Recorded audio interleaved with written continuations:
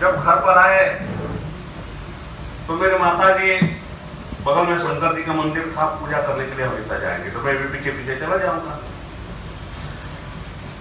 2-3 बार हमने देखा कि माता जी सब पूजा करेंगे, पूजा करने के बाद मेरे को पकड़ कर रोना शुरू कर देंगे। तो 2 बार 3 बार देखे, हम कुछ नहीं बोले।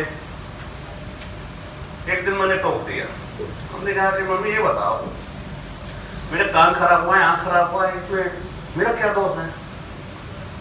इसमें आपका भी कोई दोष नहीं है, और भगवान ने जो कुछ भी किया है अच्छे के लिए किया, लेकिन मंदिर में आकर के आप रो रहे हैं, इससे भगवान नहीं खुश होंगे। और सबसे आसान तरीका था जमीन में लेट जाना कि जब तक तुम हंसोगे नहीं, मैं मंदिर से बाहर नहीं जाऊंगा। तो मेरे को दिखाने के लिए हंसना पड़ेगा। फिर मेरे दाखिला हुआ सरस्वती शिशु विद्या मंदिर में,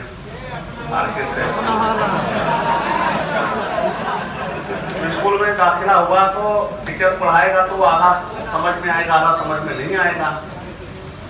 घर पर आए मम्मी से बोलेंगे कब तक पढ़ाई कैसे होगा, समझ में कुछ आ ही नहीं रहा है। मम्मी कहे कि पूरा सिलेबस से याद कर जा। क्लास 1 से लेकर के पूरा सिलेबस कंठस्थ, जो पढ़ाई होगा पहले से मेरा तैयार है, आराम से जाएंगे, क्लास में बैठे रहेंगे, आराम से बैठे रहेंगे। तब कोई प्रॉब्लम क्रिएट होगा, सबको उठाएगा, लोग जाएंगे सॉल्व कर देंगे। क्लास 1 से लेकर ग्रेजुएशन तक कभी सेकंड डिवीजन नहीं है। यूनिवर्सिटी गोल्ड मेडलिस्ट हुए। एग्रीकल्चर साइंस से सिंगल ऑफिसर तो हूँ, जो मैंने हिंदी से प्रेम हमको सरस्वती शिशु विद्या मंदिर से हुई। हमको इंग्लिश बोलने के लिए भी मत किया गया, हमने कहा हिंदी मेरी माता है, मैं नहीं छोड़ सकता हूँ, आपको पूछना है अंग्रेजी में सवाल आप पूछिए।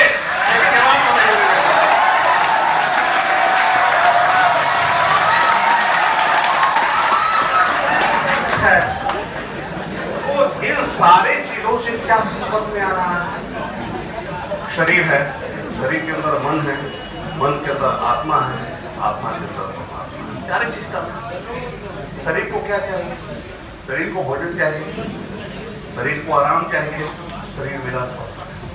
फिर परेशान क्यों है? परेशानी का कारण हमारा सिर्फ मन है।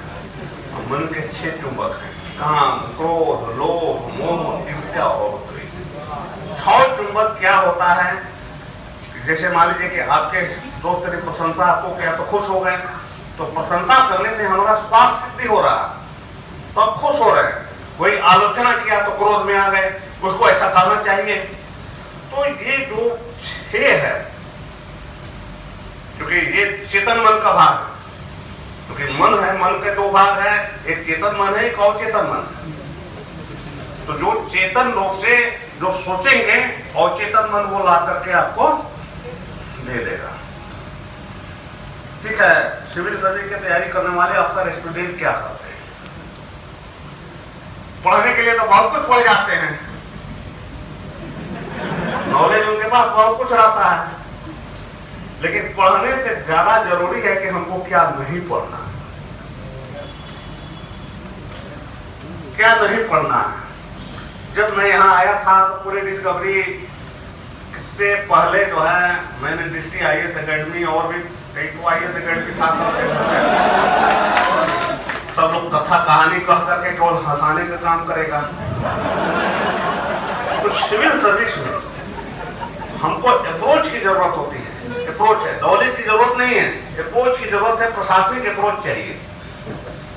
कोई भी परीक्षा होती है, चाहे मेडिकल का हो, चाहे इंजीनियरिंग का परीक्षा हो, चाहे बैंक का एग्जाम हो, चाहे SSC का एग्जाम हो, कोई एग्जाम, हर एग्जाम का स्टैंडर्ड अपना अलग अलग होता है।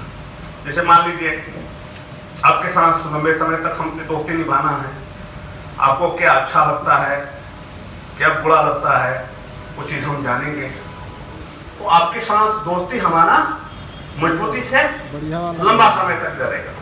वही जो आपको पसंद नहीं है वो चीज आप करेंगे तो आपसे हमारा बैठेगा नहीं बैठेगा। तो वही चीज परीक्षा में भी है।